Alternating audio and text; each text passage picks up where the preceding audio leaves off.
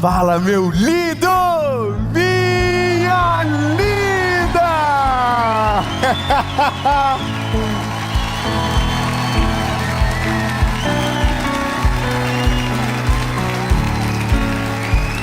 Tem que respeitar Joinville. Essa é a mentoria de vida. E eu tenho uma palavra de Jesus para você. Uma palavra que vai gerar confronto, mas necessário. Você pode ter uma promessa, mas se você não tem governo sobre a sua vida, toda promessa será apenas uma frustração que você vai contar. Mas o nome de Jesus, hoje você vai assumir o governo, e governo é o contrário de passividade. Hoje você vai assumir uma gestão, não mais de maneira passiva, mas de maneira ativa, sobre a promessa que Deus tem sobre a sua vida. Antes de nós irmos para a mensagem, eu tenho só um pedido para você. Curte o vídeo.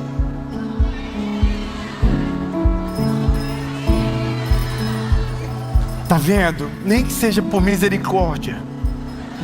Curte, comenta, compartilha. Aliás, o comentário de hoje é: eu vou assumir o governo da minha casa. Eu quero ver o seu comentário. Comente, compartilhe. Se você ainda não é inscrito no canal, se inscreva. Uma das coisas diferentes e estranhas que eu descobri é que mais de 50% das pessoas que assistem não são inscritas. Eu não sei se é preguiça, mas hoje nós vamos resolver isso também. Então já se inscreve, ativa o sininho, porque toda segunda e toda quinta tem uma palavra de Jesus para você aqui no nosso canal. Outra coisa importante, e a gente vai para a palavra, é um aviso de gratidão. Eu quero falar para você dos nossos parceiros aqui do Mentoria de Vida, a Facilite Benefícios. Tudo que você precisa sobre proteção veicular, vocês podem contar com eles. E para você que é nosso ouvinte assíduo do Mentoria de Vida, com toda certeza vai ter um tratamento de outro nível. Eu vou deixar o WhatsApp deles na descrição do vídeo. Quando a mensagem terminar, você pode chamar eles direto no WhatsApp, que eles vão fazer a melhor cotação para você. Com toda certeza você vai me agradecer depois. Facilite, muito obrigado por ser parte da nossa vida há mais de 5 anos. E agora vamos para a mensagem.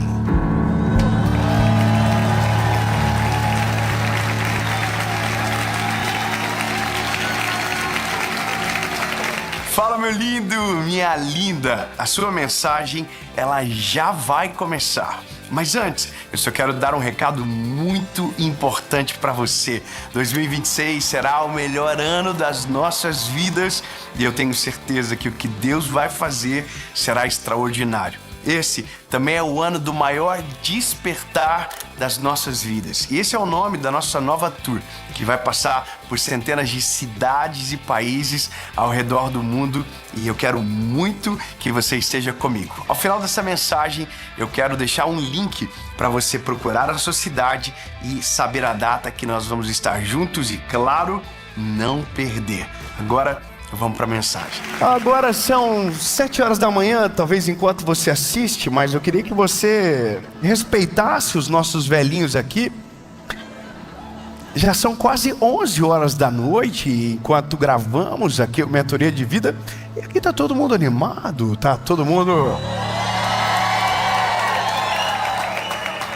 E pensar que isso é verdade. Amém? É o filme que a gente cria na nossa cabeça. Olha, há um problema nessa mensagem. Ela pode gerar um equívoco teológico que vai ser avisado no começo. Nós temos uma cultura de dizer, quando eu digo cultura, é algo que foi impregnado em nós ao longo do tempo, que aquilo que é de Deus fazer, Deus faz. Aquilo que é nosso, é a gente que faz. A gente sempre aprendeu. E está certo, não está errado. Só que em alguns momentos na Bíblia você percebe que Deus entra em ação e faz coisas que o povo deveria fazer. Um exemplo: há batalhas que Deus venceu pelo povo e o povo não precisou lutar. O que quebra a máxima de tudo que é para eu fazer, eu vou fazer. Às vezes, o Senhor pode gerar uma anomalia interpretativa e tomar o controle daquilo que nós até tínhamos capacidade para fazer. Só que na maioria das vezes, o que nós entendemos é, no ambiente da nossa gestão, Deus não toca. Deus não governa. Os seus filhos não é Deus que educa, é você que educa. O seu casamento não é Deus que escolhe, é você que escolhe. A empresa que você trabalha, é você que escolhe. Só que a cada estação nova, Deus sempre está nos lembrando que se nós não nos posicionarmos, mesmo tendo uma promessa para o futuro, perderemos o caminho de chegar no lugar. O que é muito intrigante, porque nossa crise é justamente essa: saber o futuro e não entender o caminho. Saber a promessa, mas não compreender o processo. A nossa maior dificuldade é estar no meio do caos de um processo que Deus nos coloca e não conseguir dizer que foi Deus que nos colocou. Chamar de pecado, chamar de erro, chamar de abandono, dar nomes errados para a coisa certa. Então o que eu queria que você entendesse é que assumir o governo da vida não é um governo totalitário, é um governo democrático e parcial. Eu vou tentar ser o mais explicativo possível. Eu governo sobre a minha vida, mas eu pergunto tudo para o Senhor antes de fazer. Eu governo a minha casa, mas todos os dias dobro o meu joelho dizendo: Deus, o que eu não estou vendo me faz ver. Deus, o que eu não entendo, o Senhor entende, me faz entender. O que eu não consigo enxergar na frente, abre os meus olhos. Então é um governo, mas ele não é totalitário. Eu não tenho coragem de dizer, eu sei o que eu estou fazendo. Não, eu tenho medo do que eu estou fazendo, porque se Deus não sustentar, a casa cai. Não é verdade? Quando você vive pela fé, em alguns momentos da vida, você diz, eu não sei o que eu estou fazendo. Quantas vezes na vida a gente já chegou num ambiente e dizer, meu Deus do céu, o que eu estou fazendo com a minha vida? Aí você diz, calma, tem uma palavra. Então eu governo decidindo, mas não governo controlando. Como que isso fica na minha cabeça? Simples, eu digo que vou, mas não sei como será. Eu governo na intenção, mas não no fruto, porque o fruto é diferente do que eu espero. Quando Deus está na circunstância, quando Deus está no controle, então Ele faz além da nossa capacidade. Porém, o ato de ir é uma função de governo minha. É eu que encaminho minha família, é eu que mudo a direção dos meus filhos, é eu que estou neste lugar. Se eu não o fizer, a frustração da promessa será absurda, porque mesmo sabendo o que Deus queria, não vou realizar, porque não tenho coragem para tanto. Eu quero ler o texto para você entender.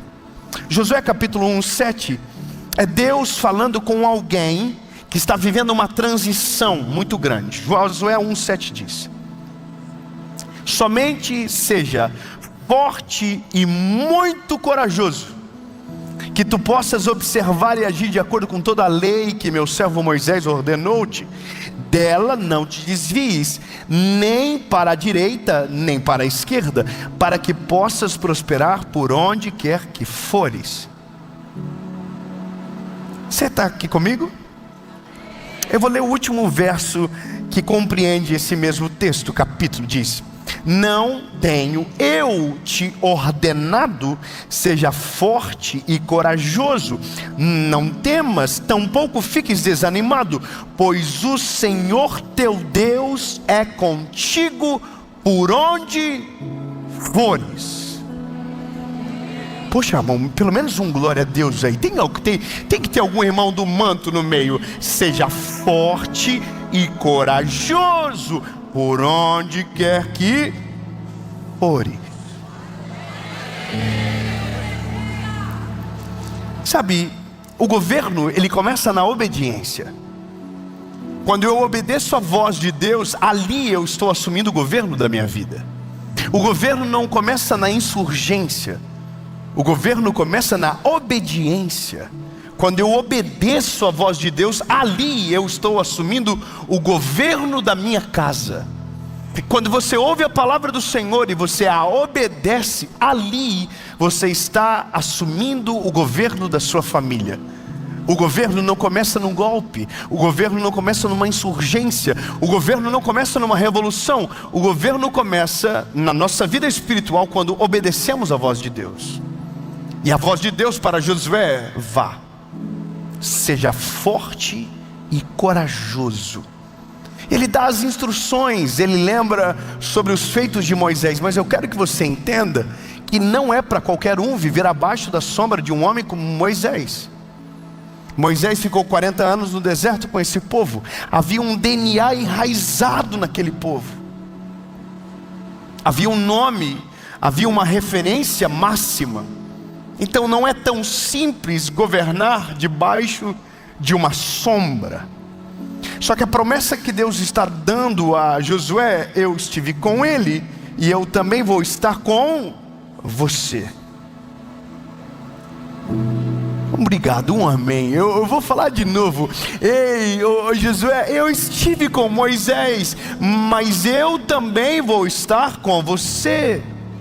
Sabe qual é a questão aqui sobre o governar a vida? É porque nós não governamos, mas terceirizamos essa função. Elegemos alguém no lugar.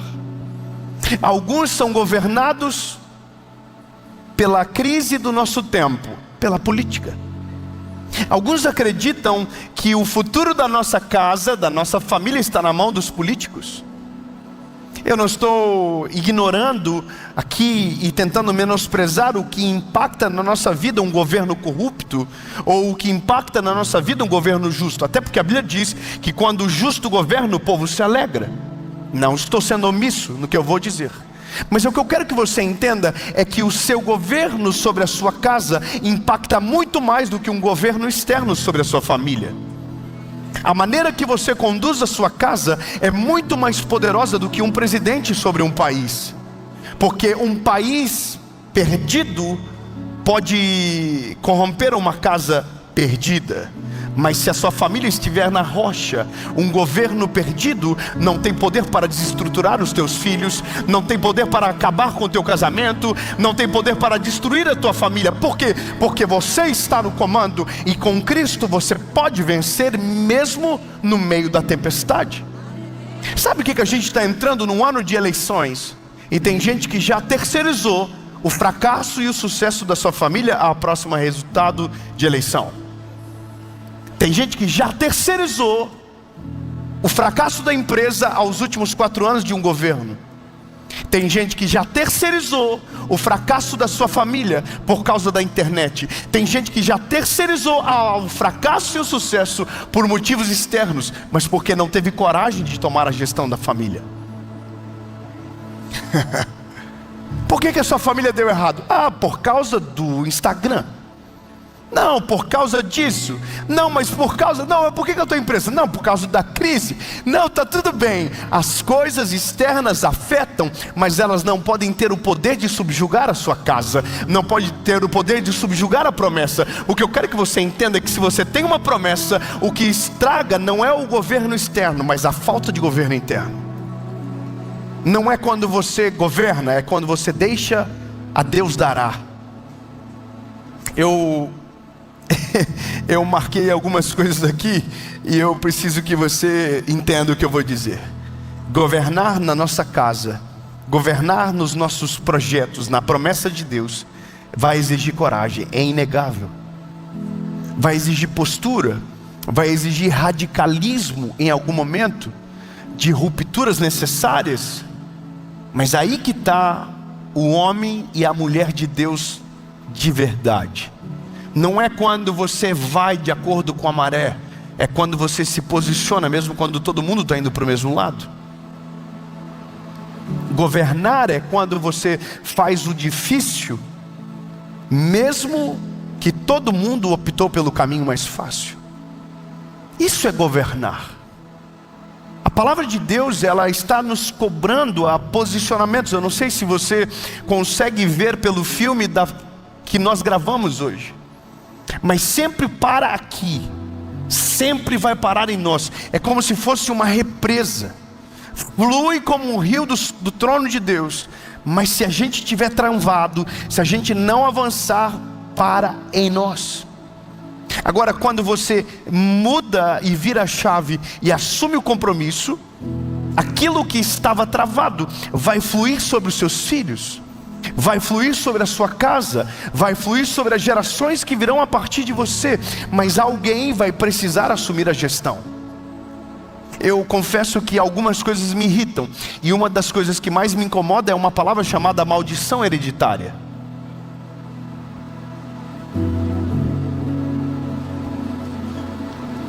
Por que você é assim? Maldição hereditária. Por que você divorciou? Maldição hereditária. Está na minha família. Por que você fracassou? Está na minha família. Não está na tua família não, lindo. Está na tua cabeça. Isso aí é só falta de coragem de tomar uma posição diferente e fazer o que nunca fez para viver o que nunca ninguém viveu. Está na sua mente. Todas as desculpas que a gente usa, na verdade, são a omissão da nossa ausência de governo. Tudo que acontece é por causa da política. Tudo que acontece é por causa de fulano, beltrano, ciclano, maldição hereditária. Então, na verdade, a gente sempre está escolhendo a melhor muleta para o fracasso da melhor estação. Entendeu? Por que está dando errado? A culpa está aqui. Adão e Eva desde o começo já diziam: a culpa foi a mulher que o Senhor me deu. A culpa nunca foi de Adão. A culpa nunca foi, não, a culpa sempre é de alguém. Assumir o governo é assumir a culpa do ônus e do fracasso, do bônus e do ônus. Entende o que eu estou dizendo? É exatamente isso que Deus queria que nós fizéssemos desde sempre. Foi o que Deus falou com ele: ei, Josué, escuta, seja forte e corajoso. Se eu tive com Moisés, eu também vou estar com você. Agora vai e possui a terra que eu te dei por herança. Atravessa aqui agora e vai para esse lugar. A promessa agora está com você. Mas quem veio antes não conseguiu. Ei, lindão, escuta, posso te falar uma parada? Esquece o que ficou para trás. Esquece o que ficou para trás. Agora é a sua vez. Um amém, eu vou falar de novo. Agora é a sua vez. Levanta e vai, meu filho. A palavra levanta é basicamente Jesus, o Senhor Deus aqui, dizendo: a tua vez. Mas Moisés,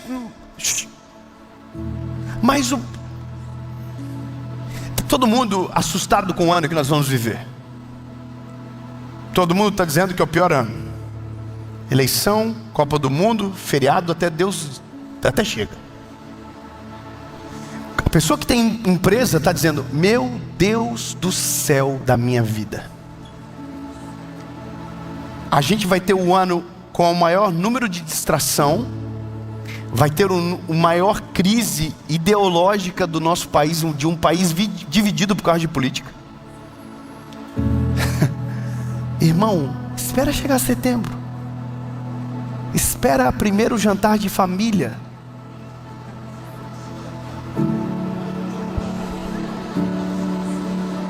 Ah, Jesus, eu estou assim que eu estou querendo que passe logo. Mas eu vou falar uma coisa para você: nada disso pode mudar a promessa de Deus sobre a minha vida. Nada disso pode mudar a promessa de Deus sobre a minha casa. E eu vou te falar a utopia que alguém está dizendo que eu quero viver. Esse para mim é o melhor ano da minha vida. É o ano onde eu vou colher de uma maneira sobrenatural. Aliás, se você quiser pegar essa palavra, é para nós essa palavra. É o ano da maior colheita da nossa vida. E alguém está dizendo: como assim? É o pior ano.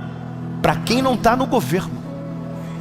Na minha casa, eu estou governando debaixo de uma promessa, eu estou caminhando debaixo de uma palavra, eu estou caminhando debaixo de uma direção. Não importa o que vai acontecer à minha volta, a minha casa vai persistir. Lembra, eu estou firmado numa rocha, os limites fui eu que estabeleci, e eu não vou tolerar nada senão a palavra de Deus na minha família. É tudo junto, é tudo conectado. Deus está olhando para mim e para você e está dizendo: assume o controle, assume a gestão, que eu vou trabalhar por você e com você, e através de você a sua casa não será subjugada. Guarda o que eu estou dizendo para você, meu lindo. Assumir o governo é assumir a responsabilidade, não se acovardar nos dias de crise. Não importa o que estão dizendo, tenho eu uma palavra. Não, ninguém pegou, eu vou ler. Eu vou ler 17 versículos.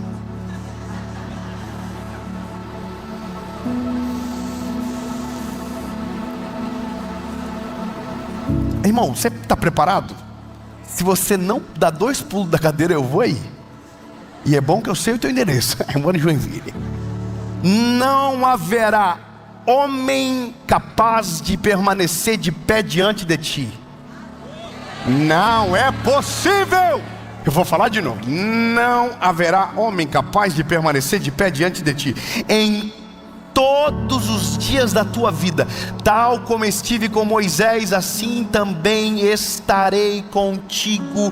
Não falharei contigo, tampouco te abandonarei.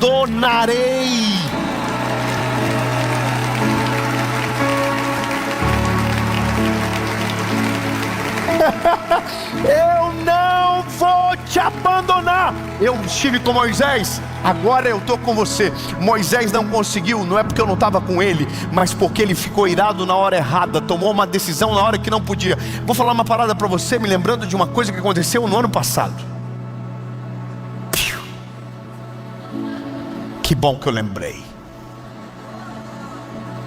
Gravei uma mensagem ano passado dizendo: Deus nunca vai te deixar ver o que Ele não pode te dar.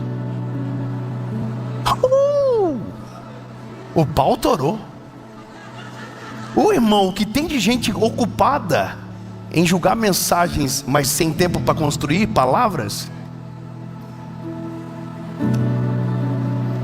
E aí pegaram Moisés.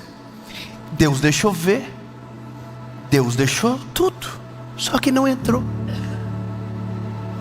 Sabe o que as pessoas fazem? Elas são tão equivocadas na teologia que carregam, são tão presas num pessimismo absurdo, constroem um filme tão horrível de se viver, que não perceberam que a culpa não foi de Deus, mas que quando elas dizem isso, Deus parece ser o culpado.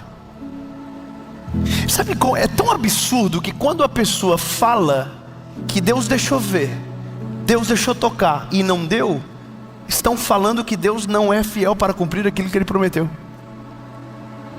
É como se eu estivesse tentando destruir uma teologia, construindo uma pior. Na teologia que eu apresento, eu digo: se Deus te deixou ver, se Deus te deixou tocar, te deu uma palavra, Ele é fiel para cumprir. Aí o cara diz: não é não.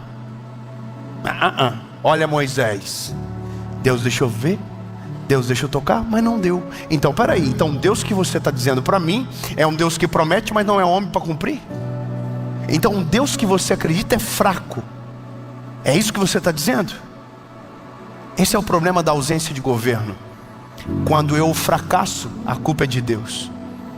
Quando eu não ouço e não obedeço, por isso que governar começa a não obedecer, a culpa é de Deus que não fez. Então eu prefiro acreditar no pior, para me contentar com o raso, e se for incrível, maravilhoso, do que criar uma expectativa baseada numa promessa que Deus fará de fato acontecer. Deus deixou ver. Só que o problema é que Moisés foi infectado por 10 espias que vieram com notícias ruins. O problema é que ele tentou fazer do jeito dele e perdeu a promessa. Por um pequeno detalhe de alguém que perdeu o governo, não entrou no lugar que recebeu como promessa. Essa é a parada. É isso que a gente faz com a nossa vida. Se dá errado, é porque Deus não fez. Se der errado, é porque Deus não queria. Sabe o que a gente mais diz? Deus sabe de tudo. Não deu certo, Deus sabe de tudo. Não, você não se preparou. Você não foi fiel àquilo que prometeu. Você foi para uma entrevista e na entrevista precisava falar inglês e você não fala nem português médio. E aí deu tudo errado e você diz, não, Deus sabe de tudo. Chega numa hora que a gente tem que assumir a responsabilidade. Meu lindo, o que você quer? Você tem uma palavra? Então se mova debaixo dessa palavra, mas trabalhando de maneira inteligente para viver exatamente aquilo que Deus tem. Simplesmente isso, não é outro mundo, não tem nada novo debaixo do céu, nem debaixo da terra, é simples. Todas as vezes que eu ouço a palavra de Deus para Josué, eu estou olhando para mim dizendo, Deus, eu entendo. Se o Senhor tem uma palavra, o Senhor é fiel para cumprir, mas eu preciso fazer e ir além daquilo que eu estava programado. Eu preciso estar preparado para o que Deus vai fazer. Eu preciso governar sobre a minha casa. Eu preciso me preparar para a promessa. E termino dizendo algo muito simples. Deus não é um Deus de toque. Como que eu te explico isso? Deus não é um Deus bebê. Deus é um Deus alfa, ômega. Deus fala e não fica tentando te convencer, não. Como que eu melhoro isso para você?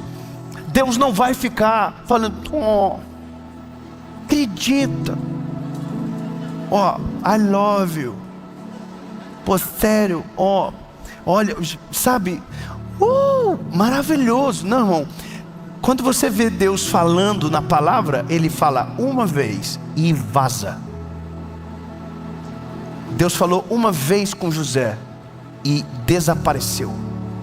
Deus falou uma vez com Noé e sumiu. Deus falou uma vez com Moisés e sumiu. Quando eu digo sumiu, significa que Ele não repete as mesmas palavras. O caminho dado é destino certo. Se você não governar, você que não chega, mas Ele já está lá te esperando. Posso falar uma parada e termino? A Bíblia diz que Deus apareceu para um homem chamado Noé e deu para ele o maior projeto da vida dele. Deus não perguntou o currículo, não viu se ele tinha técnico de marcenaria. Deus só disse, construa uma arca. Anota que eu vou falar agora. Assim, medida, pá. E só apareceu 120 anos depois. Irmão, Noé não teve consultoria, Noé não teve acompanhamento, Noé teve que se virar. Noé teve que baixar todos os cursos que tinha na internet na época de marcenaria. Teve que fazer crediário para comprar madeira. Irmão, já parou para pensar que essa madeira saiu de algum lugar o custo? Já parou para pensar que ninguém sai dando madeira, principalmente na época de Noé? Irmão, isso aqui deve ter custado uma fortuna. Deve ter financiamento de Noé até hoje, que os credores morreu, porque morreu todo mundo. Essa é a parada. Se você tem uma palavra, governe debaixo desta palavra, se mova debaixo dessa palavra, lute contra o impossível, creia mesmo que todo mundo está crendo contra, senão você nunca vai viver.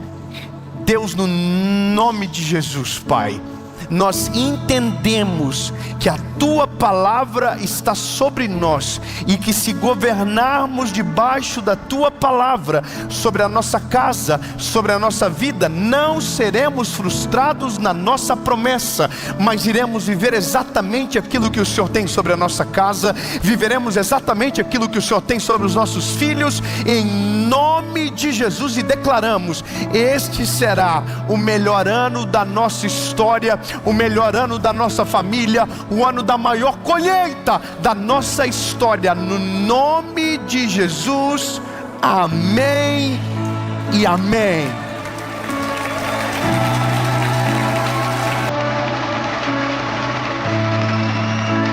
Eu espero que essa palavra tenha falado profundamente ao seu coração. E agora, nesse final de mensagem, eu vou deixar 2 links para você. O primeiro é para você saber se vamos passar na sua cidade com a nossa tour O Despertar. Lembrando que eu tenho esse presente aqui para entregar para você no dia, algo que vai marcar a sua história. E o segundo link é sobre os nossos 2 livros que nós acabamos de lançar. Primeiro, o nosso devocional Oi Deus, Sou Eu de Novo, e também o nosso novo devocional de 31 dias chamado Um Mês Sem Errar. Eu estou deixando na descrição do vídeo, e se você ainda não tem um desses exemplares, eu quero enviar para sua casa. Deus te abençoe, um beijo no seu coração e até a próxima mensagem.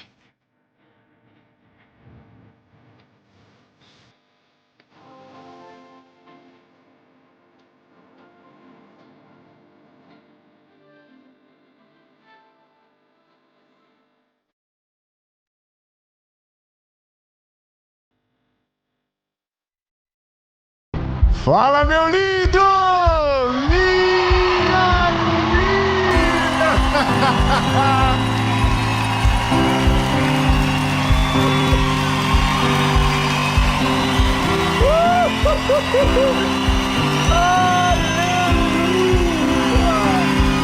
Olha, não tem, eu tô todo arrepiado aqui. Aleluia, a presença de Jesus, ela é real. E ela está aqui no nosso meio. Aliás, nós estamos em Santo André, São Paulo. Tem que respeitar. Olha, glória a Deus pela sua vida. Eu tenho uma palavra de Jesus para você. Aliás, essa palavra, ela mexeu comigo de uma maneira diferente. Eu sei que você sabe, mas às vezes, a depender da circunstância que nós estamos vivendo, apenas uma certeza domina o nosso coração e a nossa mente: não tem mais o que fazer. Acabou. É o que nós chamamos de beco sem saída. É quando a gente olha e está tudo dando errado, aonde tudo que a gente tinha certeza já não há mais nenhuma certeza, nosso coração não tem mais paz, e a gente ora, e pior, não tem resposta. E a nossa maior dor já não é mais nem o problema que a gente vive, mas é a ausência do Deus que a gente creu há tanto tempo. Então é muito mais do que uma palavra, é um grito da nossa alma. Porque eu já vivi isso, de estar no meio de um caos generalizado e de pedir socorro para o único que poderia fazer alguma coisa, não ver ele fazendo nada. Aleluia. Eu sei que não é fácil viver, mas eu só quero que você saia dessa mensagem com uma certeza, e eu quero que você já receba essa palavra: Deus está com você. 3 amém. Eu vou melhorar. Essa palavra é para você. Deus, independente das circunstâncias, Ele está com você. Aleluia. Então agora a gente vai para a mensagem, mas antes eu preciso falar algo para você. A primeira coisa é: olha, você está aqui toda segunda-feira, sempre tem uma palavra de Deus para você, e às vezes você não se inscreveu ainda. Você sabia que eu descobri que mais de 50% das pessoas que assistem não são inscritas? Então se inscreva, ativa o sininho.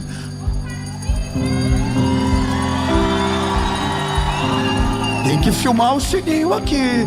Toda segunda-feira, 7 horas da manhã, sem falhar, há mais de 7 anos, tem uma palavra de Deus para você por aqui. E toda quinta também uma mentoria de vida. Então se inscreve, ativa o sininho para não perder nenhuma mensagem, e eu vou te dar a meta.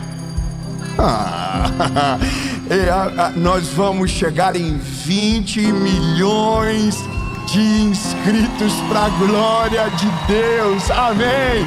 Falta pouquinho, falta só a metade, mas vamos chegar. E por último, meu último convite para você é: seja parte da nossa associação evangelística. Se você ainda não sabe do que Deus está fazendo, é grandioso. E todos os dias, milhares de pessoas são alcançadas através da nossa associação. Você pode ser um voluntário, você pode ser um doador, você pode ser um arão da nossa associação. E tudo que você precisa saber, você encontra abaixo aqui. Aliás, eu vou deixar aqui todas as informações, tá bom? E agora, vamos para a nossa prioridade. Vamos para a mensagem.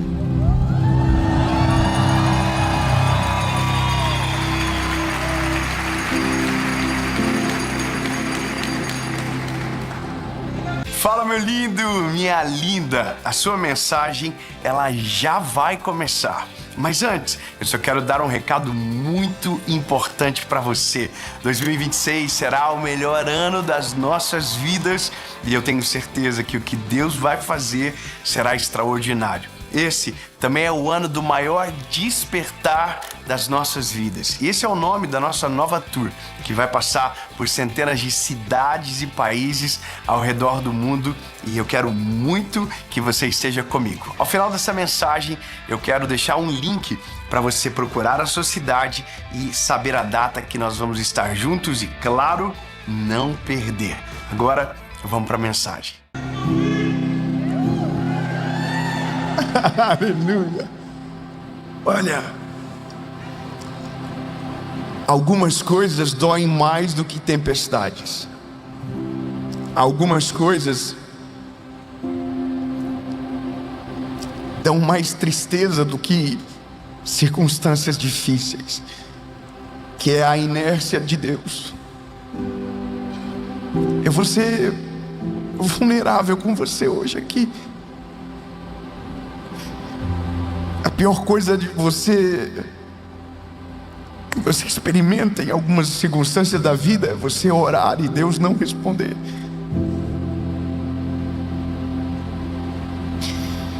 É você clamar por um milagre e o milagre parece que nunca chega. É você, em algum momento da vida, ter a certeza que isso é doloroso que eu vou dizer, mas ter uma desconfiança profunda de que Deus não ouve e às vezes que Deus nem existe. Isso é muito dolorido. Sabe o que eu entendi? E não me leve a mal, eu não sou um pregador de mensagens difíceis. Eu estou todas as vezes rasgando meu coração aqui, compartilhando com você do que eu também sinto às vezes, das dores que eu também enfrento. E eu acho que talvez por isso que algumas pessoas se identificam de uma maneira diferente, porque é pele no jogo, sabe? Eu estou vivendo a mesma coisa, eu já vivi abandonos, eu já senti abandonos, porque viver e sentir são coisas distintas, ser e estar também. E o que eu quero ler para você aqui hoje é o desespero de alguém de perto, de alguém que viu o que pela fé somente cremos. Eu quero ler com você um texto. Marcos, capítulo de número 4, versículo de número 35, diz a palavra. E eu prometi que eu não queria chorar mais na série. Durou 4 minutos. E naquele dia, sendo já tarde, disse-lhe: passemos para o outro lado. E despedindo a multidão, levaram-no consigo, assim como estava, no barco. E havia também com ele outros pequenos barcos. E se levantou grande tempestade de vento, e as ondas batiam no barco, de modo que já se enchia. E ele estava na parte de trás, dormindo sobre uma almofada. E eles o acordaram, dizendo: mestre, não te preocupa que pereçamos? Pela primeira vez eu entendi de uma maneira completamente distinta o que está acontecendo aqui. Os discípulos não acordaram dizendo para Jesus: Jesus, pelo amor do Senhor mesmo, acalma a tempestade. Eles não acordaram Jesus dizendo: ô Jesus, olha, por favor, resolve o nosso problema. Não, eles não fizeram isso. Eles estão mais irritados com o fato de Jesus dormir do que medo da tempestade afundar o barco. O verbo que eles usam é: o Senhor não se importa. Ele está dizendo: olha Jesus, o Senhor está tão nem aí para a gente, que a gente está aqui morrendo, tirando água do barco, desesperado, e o Senhor está dormindo. O Senhor não está ligando para a gente, o Senhor não está olhando e está vendo que a gente está doendo, que a gente está desesperado. O Senhor está aí dormindo e eu estou aqui morrendo de medo. Pela primeira vez eu entendi que os discípulos estavam mais chateados do que medrosos. A palavra é: o Senhor não se importa com a gente, o Senhor não está nem preocupado comigo. Olha, a gente está aqui, ó, tirando água do barco, e a gente já está há bastante tempo. O Senhor está dormindo na almofada, e a gente está todo molhado, desesperado. Desculpa, mas eu preciso dizer para você: isso aqui é o ser humano rasgado de maneira pública daquilo que somos de verdade. Às vezes a nossa maior angústia não é nem o que a gente está vivendo, é a gente ter declarado uma fé pública num Deus que está parecendo não se importar com a gente. Desculpa, mas é a verdade. Sabia, eu recebo mensagens no meu Instagram de pessoas dizendo: olha Dave, por que Deus só faz na sua vida? Não, lindo, eu também às vezes tenho a mesma sensação que você. Por que Deus só faz na vida de alguém? Por que isso não aconteceu na minha casa? Você acha que eu não tenho problema na minha família? Você acha que eu também não tenho dores, medo, angústia, provações? Eu sou igual. E a mesma angústia que os discípulos foram dominados, eu também já fui milhares de vezes. Deus não se importa. Deus, tá nem aí. Aí vem os vídeos de sátira mostrando que Deus está preocupado com coisas mais importantes do que a tua pequena dor. Deus está mais olhando para quem está precisando de verdade. Aí a gente diz: não, tá certo, é verdade. Como se o Deus que nós servíssemos não fosse onipresente, onipotente, onisciente, e não tivesse poder para fazer em todas as esferas da nossa vida aquilo que precisamos dele para viver. Só que eu preciso te falar que algumas coisas são legítimas no texto. E aí eu olho os discípulos dizendo: olha, não te importa. Ô André, quantas vezes na nossa fé a gente foi dominado por essa certeza? Na verdade, a gente está olhando e está vendo Paulo orar, e a gente está ouvindo na pregação que Deus está com a gente, mas não faz nada. Deus está ali, mas não mexe. Deus está lá, mas dorme. E isso incomoda a gente, porque nós temos um senso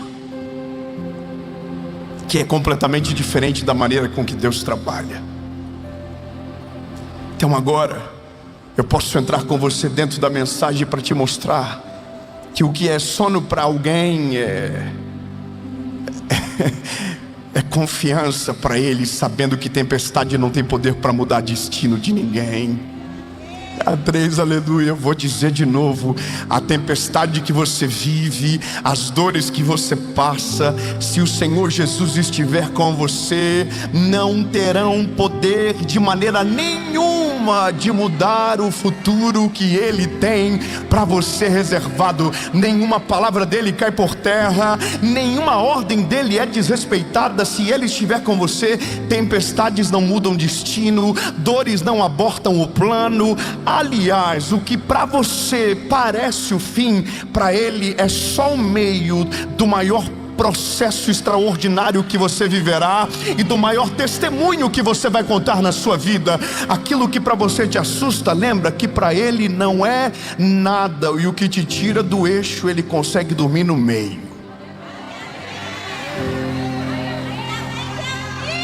Eu estou só começando. Eu estou só começando. Ei, eu estou preocupado porque essa palavra aqui, ela vai ficando incrível. Só que eu preciso te dar o contexto das coisas. Jesus não dormiu porque estava sem informação meteorológica. Isso aqui para mim é maravilhoso. Quando você vai fazer uma navegação, primeiro, meteorologia. Você precisa saber como está o tempo. Ninguém quer entrar no meio do mar com uma tempestade chegando. Sim ou não? Então, me permita ser aqui, sabe, te perguntar assim de verdade. Você acha que quando Jesus dorme, ele já não sabia da tempestade que via pela frente? Sim ou não? Então, se ele dormiu, é porque ele está de boa. Se ele não está fazendo, é porque está tudo certo, vai passar. Se ele não está movendo, é porque o círculo vai se fechar e o curso da história não será desrespeitado. Deus está no controle, mesmo quando aparenta não estar presente. Ou melhor, mesmo quando a sua presença não representa a sua manifestação, mas Ele está no controle. Só que tem uma coisa interessante. As perguntas que eu faço às vezes meus estudos, quando eu estou preparando uma palavra, eu fico irritado com algumas coisas. Eu quero entender além. Então eu comecei a me perguntar e queria voltar no contexto. Eu queria entender por que Jesus estava tão cansado. E por que os discípulos não seguiram o mesmo curso? E aqui parece óbvio. Alguém precisa remar. Fala para o irmão que está com medo da tempestade perto de você e diga: alguém precisa remar.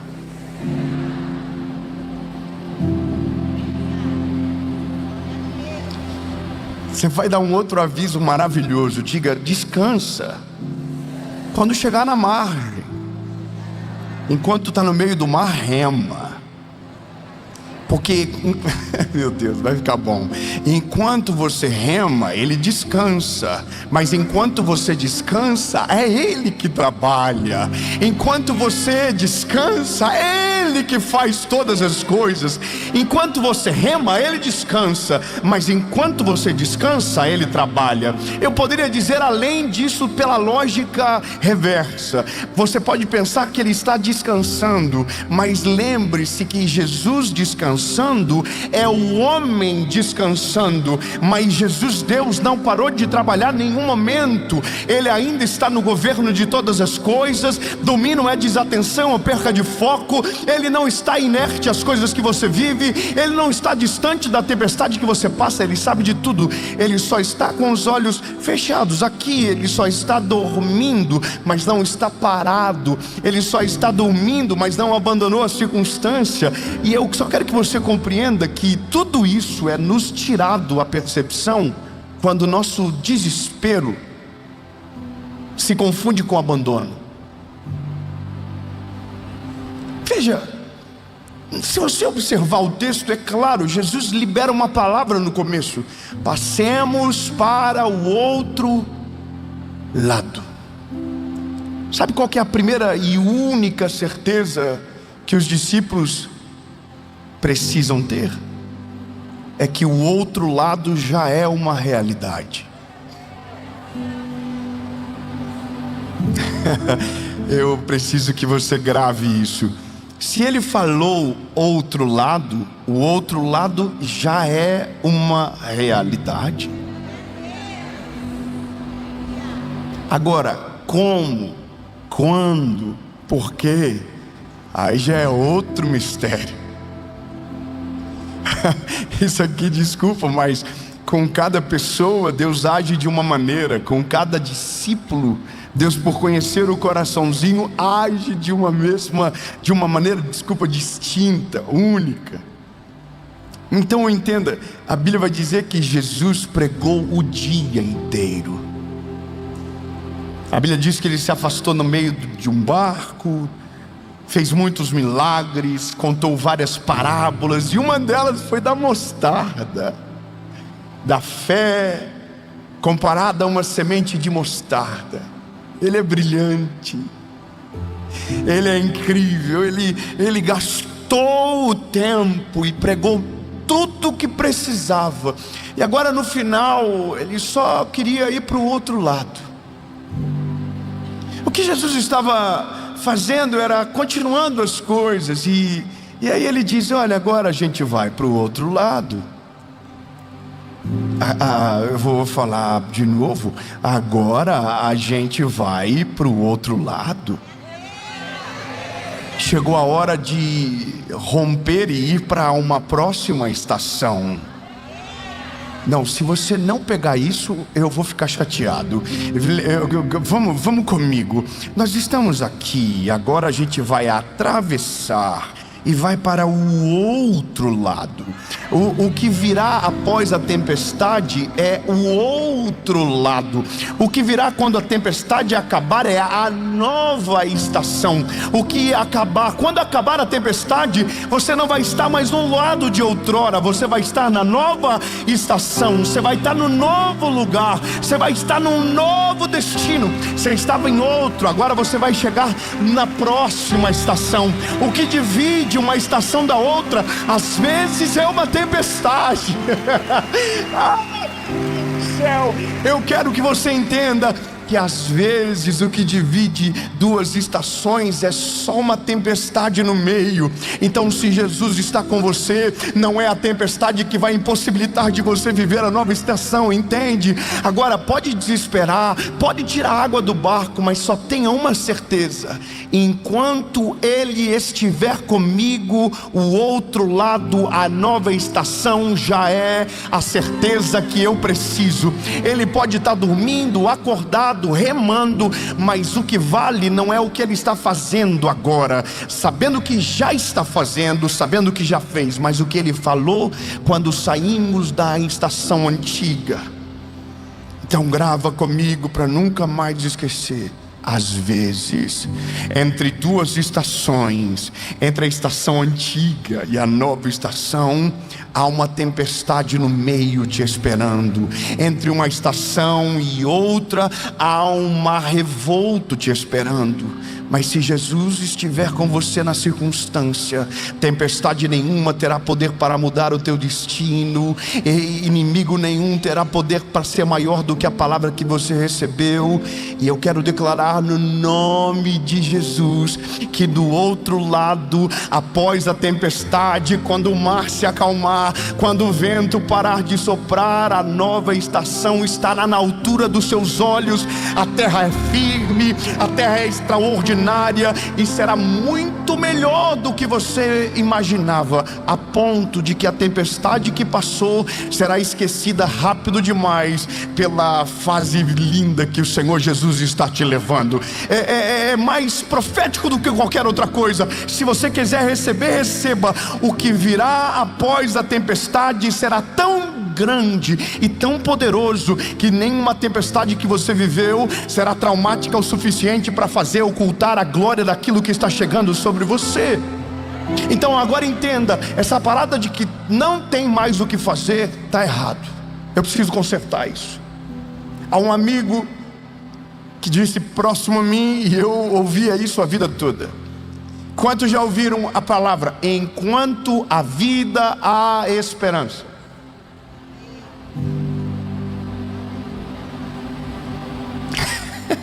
Não, é possível, peraí. Quantos aqui já ouviram enquanto a vida há esperança? Pois é. Só que eu quero dizer para você uma parada, está errado.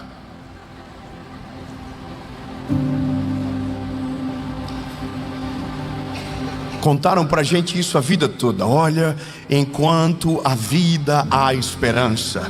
Enquanto a vida há esperança. Então a gente colocou a nossa fé na vida. Só que a frase, o termo correto deveria ser: enquanto Cristo for o centro da nossa vida, há esperança. Enquanto Ele estiver no controle total da nossa história, há esperança. Não há tempestade que governe mais alto do que a voz dEle. Não há inimigo que se levante de maneira a se sobrepor à palavra que Ele declarou sobre nós. Então, enquanto Cristo, enquanto Jesus for o centro da nossa vida, há esperança. Há esperança, há esperança. Não há nada que Ele não possa fazer. Não há morto que Ele não possa ressuscitar. Não há enfermidade que Ele não possa curar. Não há dores que Ele não possa curar dentro de você. Não há tempestade que Ele não possa acalmar. Não há nada que Ele não possa fazer. Enquanto há Cristo, há esperança. Só que aí eu preciso dizer para você, tem todas as receitas respeitadas no mesmo texto. Jesus está no barco, incrível. Só que Jesus dorme. Ele é humano. Ele é humano, mas é Deus.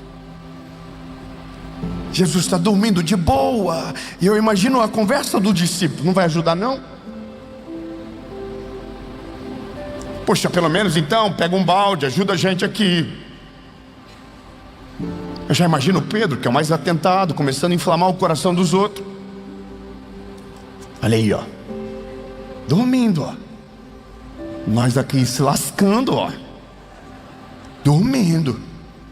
Tá vendo, João? Aí depois você fica puxando o saco dele. Aí, ó, não se importa com a gente não. Aí o Judas já está aqui. Esse prejuízo que vai dar. Se esse barco afunda, já era. E sabe, a loucura é que na multidão de pensamentos, em Cristo não há nada acontecendo.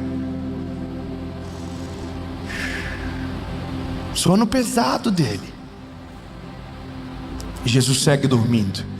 E aí a gente chega ao ápice da história. E eu preciso relatar a você como tudo acontece. Eles acordam Jesus. E eles nunca pediram para que Jesus acalmasse a tempestade. Talvez a coisa mais conflitante de tudo é que eles nunca falaram: Jesus, acalma a tempestade. Eles nunca falaram: Jesus, tira a água do barco com a gente. Eles disseram: o Senhor não se importa com a gente?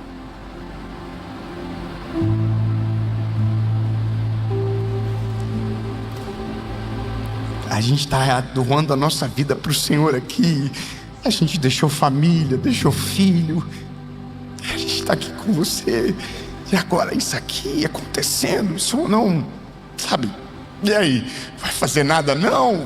Se importa com a gente? O Senhor não se preocupa? Não passou pela sua cabeça que enquanto o Senhor estava aí dormindo, a gente estava aqui se matando para não, sabe, não afundar o barco? E o Senhor aí, você percebe que isso muda tudo, não muda?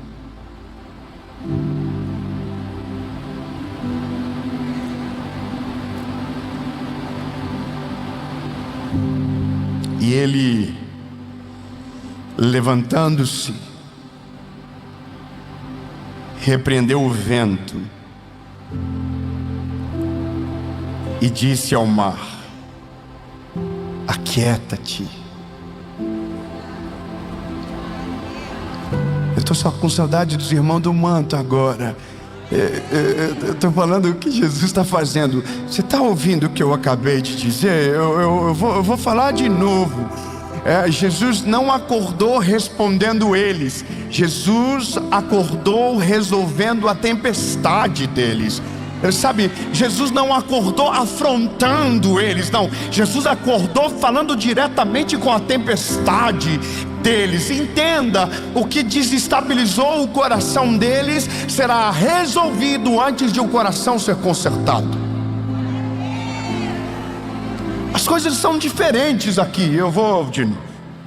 E ele, levantando-se, repreendeu o vento e disse ao mar: paz.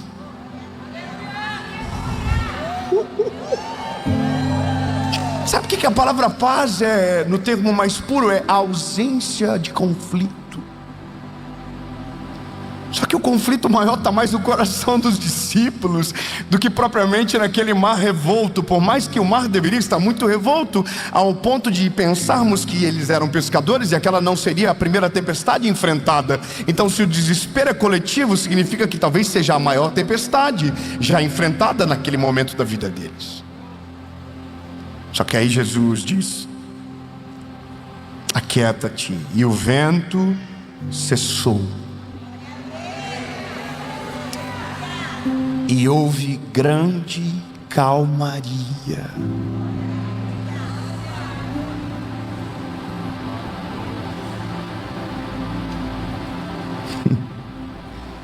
E ele disse-lhes: por que vocês são tão medrosos?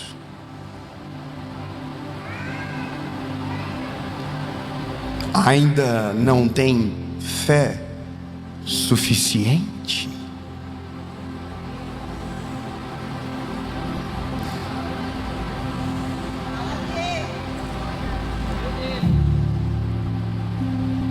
E eles temeram muito e diziam aos outros: que espécie de homem é este, que até o vento e o mar lhe obedecem? Sabe o que aconteceu aqui? Jesus mostrou que o problema deles não era a tempestade, mas era o que eles sentiam em relação à tempestade. Às vezes o nosso maior problema não é o que acontece fora, é o que está acontecendo aqui dentro. Nosso problema não é o tamanho do mar revolto, mas a nossa identidade em Jesus, que qualquer momento de silêncio a gente fica com um nível de carência elevado e diz que fomos abandonados, sendo que nada mudou no céu e na terra. Ele ainda está no controle de todas as coisas. Veja, Jesus olha para eles e diz: ei, vocês ainda têm medo? Vocês não viram tudo que eu tenho poder para fazer? Vocês ainda têm medo? Vocês ainda têm falta de fé? E aí todo o discurso de dizer que foram abandonados é trocado por um temor dizendo: oh my God, e quem é ele que até o vento e o mar obedece? Quem é esse homem que tem poder para todas as coisas? Não tem mais ninguém dizendo: olha, por que ele não falou com a gente? Por que ele não chegou? Entende? É que isso em algum momento da nossa vida vai passar. Essas dores de acreditarmos que estamos sozinhos vai passar.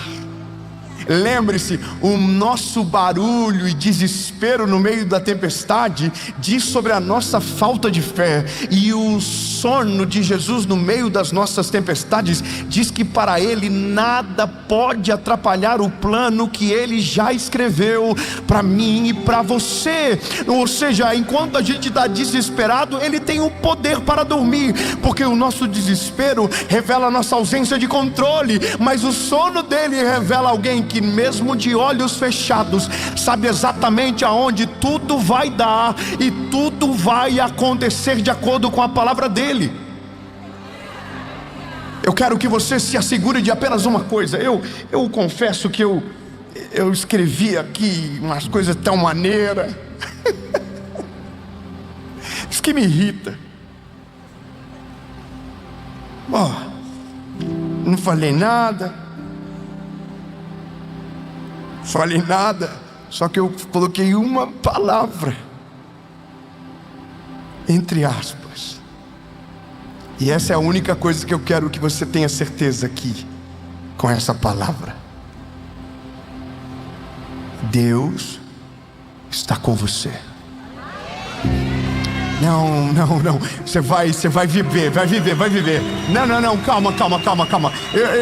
Eu tô em Santo André, tem que respeitar Santo André. Aqui o povo é vida louca, animado, outro patamar. Eu vou falar de novo. Ei, você pode ter certeza, Deus está com você. Deus está com você. Deus está cuidando da sua casa. Deus está cuidando da sua família. Deus está cuidando dos seus filhos. Deus está cuidando dos seus sonhos. Deus está cuidando do seu futuro. Deus está cuidando do seu coração. Deus está cuidando da sua mente. Deus se importa com tudo que envolve você. Deus sabe tudo que você sente. Deus sabe tudo que você precisa. Portanto, às vezes eu sei que é difícil, mas você não está o ouvindo, não está às vezes o sentindo, mas eu quero que você seja governado por essa certeza: Deus está com você. Portanto, não importa o tamanho dos seus inimigos, não importa o tamanho da tempestade, não importa o tamanho do ataque, se Ele está com você, grave, maior é aquele que está conosco do que aquele que está no mundo, assim diz a palavra. Jesus, nós entregamos hoje ao Senhor todos os nossos medos, todas as nossas angústias, todas as nossas crises são depositadas aos teus pés.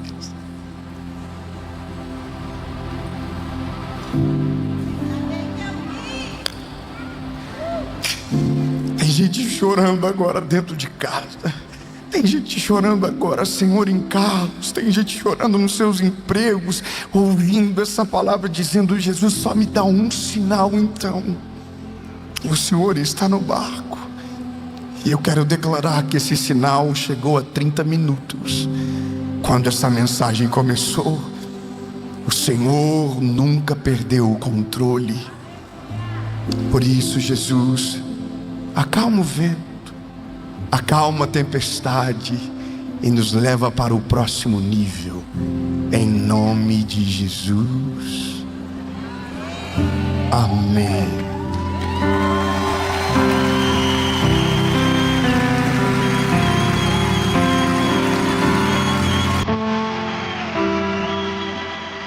Eu espero que essa palavra tenha falado profundamente ao seu coração. E agora, nesse final de mensagem, eu vou deixar 2 links para você. O primeiro é para você saber se vamos passar na sua cidade com a nossa tour O Despertar. Lembrando que eu tenho esse presente aqui para entregar para você no dia, algo que vai marcar a sua história. E o segundo link é sobre os nossos 2 livros que nós acabamos de lançar. Primeiro, o nosso devocional Oi Deus, Sou Eu de Novo, e também o nosso novo devocional de 31 dias chamado Um Mês Sem Errar. Eu estou deixando na descrição do vídeo, e se você ainda não tem um desses exemplares, eu quero enviar para sua casa. Deus te abençoe, um beijo no seu coração e até a próxima mensagem.